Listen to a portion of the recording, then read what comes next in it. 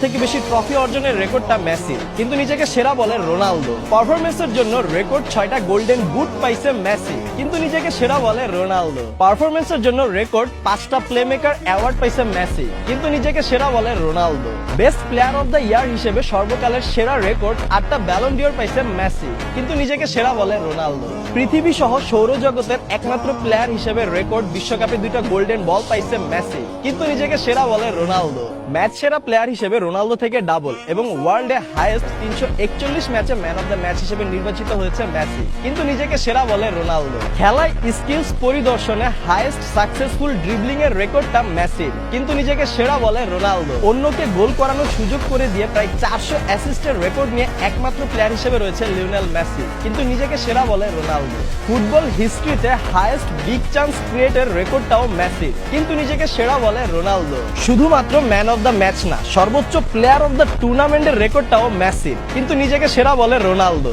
ডিবক্সের বাইর থেকে সর্বোচ্চ গোল করার রেকর্ডটাও মেসির, কিন্তু নিজেকে সেরা বলে রোনালদো। বিশ্বকাপের পর গত 3 বছরে মেসির পেনাল্টি গোল 3টা, কিন্তু রোনালদোর 70+। এছাড়াও সর্বোচ্চ পেনাল্টিতে গোল দেওয়ার প্লেয়ারও রোনালদো এবং সর্বোচ্চ পেনাল্টি মিস করা প্লেয়ারও রোনালদো, তাই হয়তো রোনালদো নিজেকে সেরা বলে। না, মেসি থেকে রোনালদোর 60টা গোল বেশি, তাই রোনালদো নিজেকে সেরা বলে, কিন্তু মেসি থেকে রোনালদো 160টা ম্যাচ বেশি খেলছে সেটা ভুলে গেছে।